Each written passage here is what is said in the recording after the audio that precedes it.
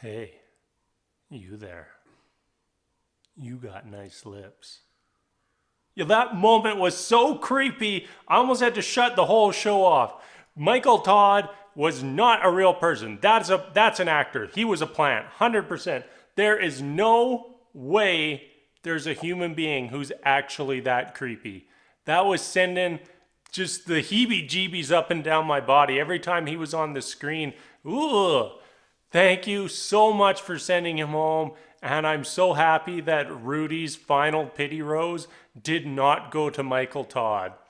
So this show is kind of along the vibes of Bachelor in Paradise, as it looks like they'll be sending in more women next week, and then the guys get the power, and that probably will go back and forth a little bit until we start dwindling down our couples, and then eventually, who knows? But the music I thought would add an element to the show that I really enjoyed.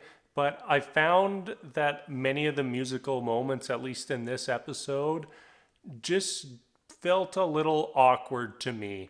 I thought that the date between Ryan and Jamie, where they went to the studio, recorded Gravity with the producer of Gravity, was kind of cool, but all the other moments, they just felt like almost segues. It's like, hey, here's a shot of random person playing a song while we look for another couple to focus in on for a while.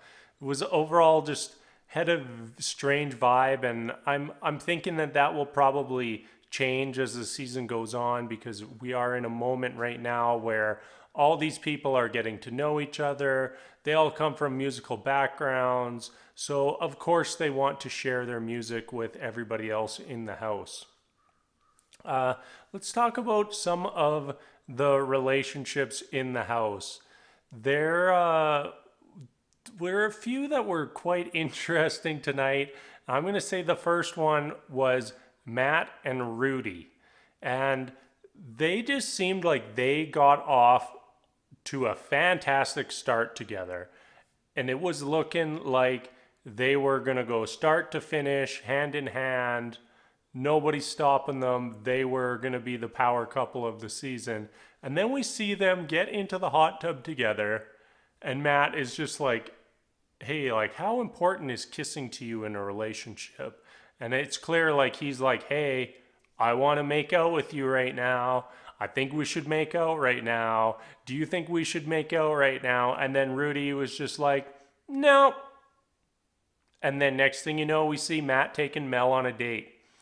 I was blown away when we just after that see Rudi just furious. And it's like, Rudi, you're the one who said no. You're the one who threw a wrench in that relationship. If you just made out in the pool, because I mean, let's be serious here. You have 2, 3 days. I'm not even sure how much time passed in this episode, but a couple nights, and you need to pick someone that you want to date. Not someone you're interested in, someone that you're going to date. And I think it's pretty fair to be kissing someone in that amount of time. I mean, we saw Jamie, she was making out with Trevor and Ryan, and that is something that would help her make a more informed decision.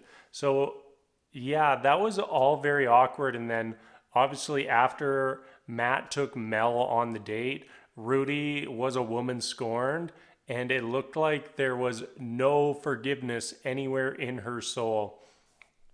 I was still kind of half expecting it could come down to Rudi as the final rose and her to still give it to Matt, because I just don't buy that that flame or that connection between them burnt out over one bit of miscommunication.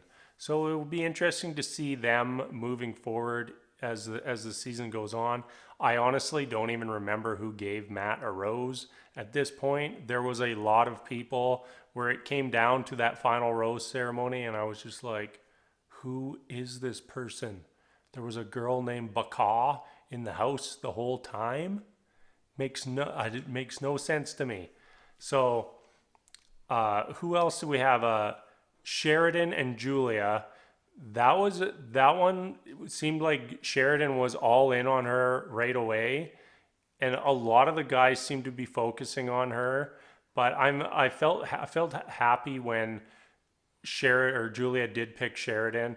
I'm not really a Sheridan fan, but I just felt like they did have a little bit of connection there. And I'm glad that she decided to choose that connection over just picking a guy that she just felt was hot. So yeah, that's kind of my thoughts on our night one. Did I talk about Jamie picking between Trevor and Ryan? Yeah, not a Ryan fan. Go with Trevor. Go with Trevor. That's an easy decision. Now my wife's saying that she likes Ryan, but I'm not a Ryan fan, so we're just whatever. Ryan, see ya. See you next week. And that's it. So thank you so much for watching. And let's see where Listen to Your Heart takes us. Later.